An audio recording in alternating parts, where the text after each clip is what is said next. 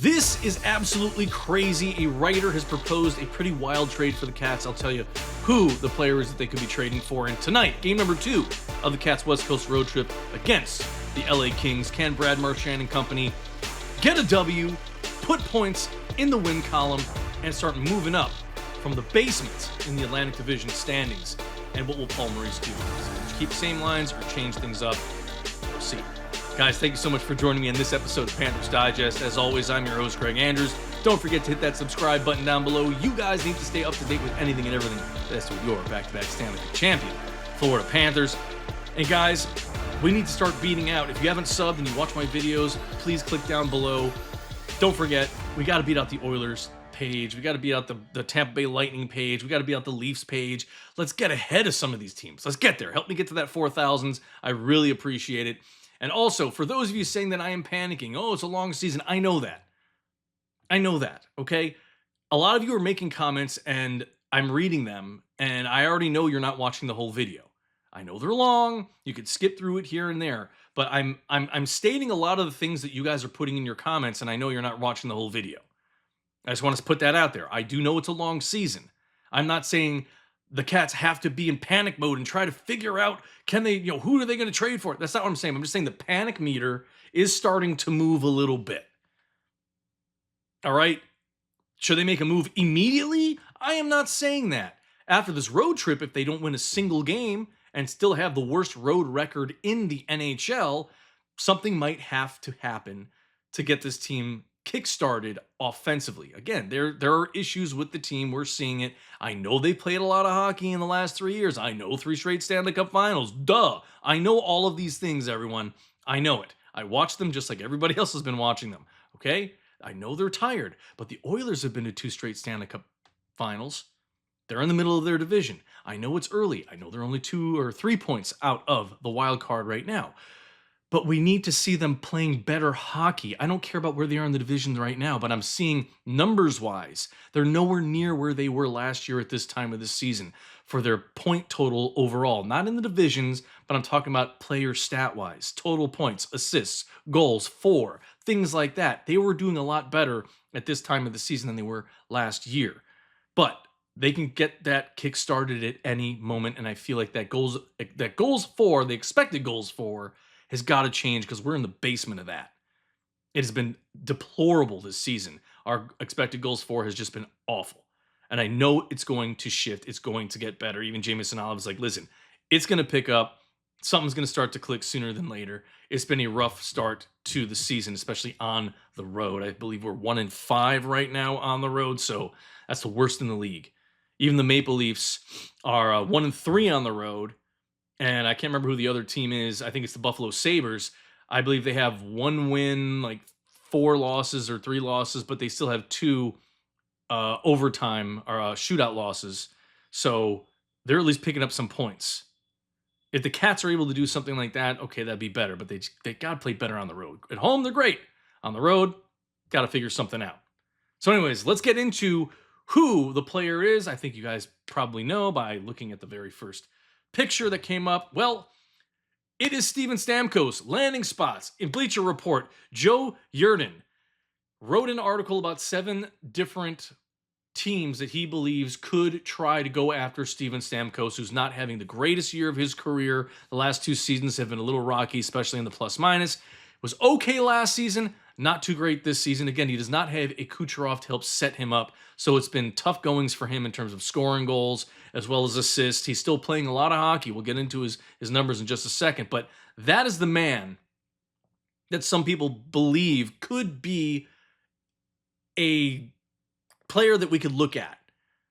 He still has 3 years, $8 million per year left on his contract, so for me, I don't really see this working, but hey, Bill Zito has made things happen before. And going into the playoffs right now, we have an expected cap space of almost $17 million, guys. Regular season right now, $1.492 million in cap space that's available. So I don't know how they can make it work. That's what I'm saying. But again, this is a healthy rumor coming from Bleacher Report, which is a reputable place to find your news about hockey, anything associated with hockey and rumors. So let's keep looking at this. I mean, it would be crazy to see him in a Panthers jersey, Panthers sweater. I would love it. Absolutely love seeing him in a Panthers sweater. So here are his numbers. I know it's really tough for you guys to see. So far this season, he's been okay. You could see there 2 goals, 1 assist. Not very good on the plus minus this season.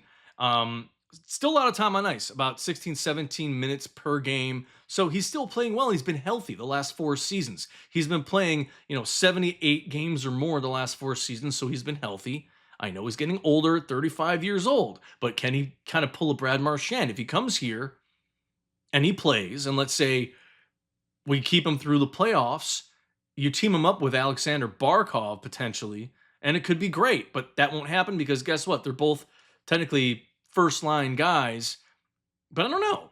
Could it work? Possibly. Again, I still think the Chinikov trade would be more likely because then you don't have to get rid of anybody on your team. You can just give up a late round draft pick to get him. Younger player, you can work with him a little bit more. Doesn't really hurt your cap space, but that is the rumor from Bleacher Report. Would I say they're going to go for it and bite? No, not necessarily. Too high of a cost. There's also the word of Jonathan Marchessault. They're trying to say that maybe they might try to unload him this season because they might want to move in a different direction for the club. I don't think he would come here either. I don't think it's something worth it with 4 years, $5.5 million per year left on his contract. Not so much. But it's an interesting food for thought in terms of Steven Stamkos becoming a Florida Panther. Could it happen? Maybe. Possible? Slightly. I think they stick to what they got right now. And if you do make a move, I think Chinikov would be it. Or if you're going to go big, there are a lot of other names out there that have swirled around. But anyways, let's keep moving forward. Let's get on to tonight's game, guys. So our matchup this evening, right here, team stat-wise, we're better for the goals. We're worse for the goals for per game, by not much. Goals against average, we're worse. Our shots for, it's very close. The stats are very, very close for team stats. Look at everything there. I would say they're almost even keel. Yes, we're at the bottom of the Atlantic Division, the bottom of the Eastern Conference standings right now. But I know, just 3 points out, that would change everything. With a win tonight, it would pull us up. We'd be in the middle of the pack, still out of wildcard contention, but it doesn't matter. We'll be 14 games in the season. So let's keep rocking and rolling here. The guys that we need to look after. Kempe, obviously. Corey Perry's having a hell of a year. 5 goals, 3 assists. He has been great. +5 rating on the ice. Has being a LA King transformed his career at his age, possibly, but will the longevity be there for the season? Who knows? But still got to keep a lookout for him. And a Kopitar, I'll tell you what, Paul Maurice had to say about him because he's calling him the West Coast Aleksander Barkov. And then Drew Doughty, we all know he's a phenomenal player. So this team has some very solid talent. And Kempe is leading the way, as you can see. Pretty formidable matchup tonight because they have been playing all pretty decent hockey at times. Can the Cats hang with them? Can their top line do well against the Kings' top line? Where do we match up? Paul Maurice hasn't changed his lines. Bob was not at skate around yesterday. I think he's getting a rest. But the lines remained exactly the same. The defensive pairings remained the same from the last game as well as the game from Dallas. So nothing has been changing, but will he make a change? I don't know if we're going to see one in net. I believe Bob was just getting a rest. They'll probably start him again tonight, but we'll see. Let's keep going here. So this is the bottom of their roster right now. Guys have been playing, there's some names out there that we're familiar with, but those top guys I already told you are the ones we're going to have to keep our eyes out for because, man, if they get going, we're going to be in trouble. But I think the Cats will pull out the W tonight because I think they really want that win, especially after the embarrassing loss against the Ducks. They were really outplayed. It was not a good showing by them. So here we go. These are the standings right now, team stats. I really went through this, and I'm showing you who has the edge here. So goals for per game, like I said, the Kings have it. Assists, the Kings have it. Total points, the Kings have it. We have better power play goals. We have 10, they have 7. We have 20% power play percentage. 20%, they're at 16.3, but they have more shorthanded goals, more shots, better shooting percentage, not by much. Penalty minutes, they have a lot 1 minute less, which doesn't mean anything. And then their penalty kill is barely better. So again, the teams are very close team stat wise. And then when we look at the division standings here, like I said, we're 1-5, 1-5-0 on the road. We've got to start putting up some points. We can't just keep taking L's, straight L's. Overtime losses would be all right because we'll get the point. We'll pick up that point. That'll be great. But we're not getting there. Our goal differential is the worst in the Eastern Conference at -7. They've got to find a way to start scoring. They cannot keep playing like this because if they do, like I said, they'll be stuck in the cellar for too long and won't be able to climb back out. When the other teams are winning consistently and you are not, and you're not going on winning streaks, you're not going to be able to catch up to the other teams. Winning 3 or 4 in a row and then losing 2 or 3 in a row is not going to do it. We've got to go on some bigger winning streaks. So, one more thing I'm going to show you. These are the lines for tonight. Technically from yesterday. Right now, the lines that will be put out there will come out probably a few hours before the game, and we're ways away from that. We're about 7.5 hours away from game time. That'll be at 10 p.m. tonight. So you can see here, nothing has changed. Everything's the same. And again, Sebrango has been great. I'm so glad he's on the ice. I think he might be due for his first goal as a Florida Panther tonight. I would love to see that happen. So hopefully he'll get out there. I think that first line, Lustrainen, Lundell, Marchand, I think that line is going to be killer tonight. I think they start pulling their weight a little bit more than they've already been pulling their weight. They've been the workhorses. And I hope that second line, that Verhaeghe, Rodriguez, and Reinhart line, something's got to happen there, man, because Verhaeghe has just been MIA. Same thing with Bennett. So let's hope some of these names that we know can score and put up big numbers will start to come out and do what we know that they're capable of doing. Once it starts to click, guys, that's when this team will start to roll. I know they're tired, but guess what? These guys can do it. Like I said, I'm not panicking, but I think the panic meter is moving a little bit in that, all right, we got to start thinking about what are we going to do moving forward if we just can't get this going. I'm not saying they got to do something now. I'm thinking after this road trip, if they cannot win a single game or if they just win one, they might have to start debating on should they make a move or not. But I'm not saying they make one immediately. So anyways, what did Paul Maurice have to say about Kopitar? Well, this is what he had to say, guys. He's the West Coast Barkov. He and Sasha are so much alike. They play the game the right way, and that's why both teams have Stanley Cup champions. Yeah, 100%. Couldn't agree with you more there, buddy. I think this is going to be a very good matchup tonight. I think the Cats will pull this one out. Like I said, I think Sebrango gets a goal. I think Marchie gets another goal. I think Rhino gets on the board. I think Bennett gets on the board. I think Sam Miskevich has another multi-assist game. And I think the Cats are going to pull out the W tonight.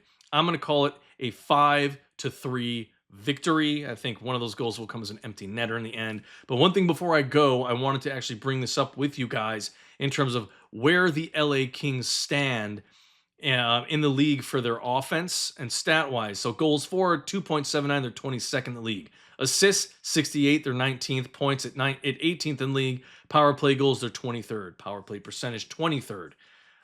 Shots, they're tied for 5th in the league. So they'll put up, they'll throw them at the net a lot. And that's going to be trouble for us if we can't get in the shooting lanes, if we can't get in the passing lanes. We've got to make sure Bob is not screened, or Tarasov, whoever the starter is going to be. They cannot get screened because they're going to be throwing the puck at the net every chance that they can get. So, like I said, shooting percentage 9.4%, the bottom of the league 26%, but we're 26, but we're worse. Their PK is 22nd. Goaltending, they're 14th. So goaltending, goals against per game, they are 14th. Shots against, they're 13th. Goals against, 13th. Saves, 13th.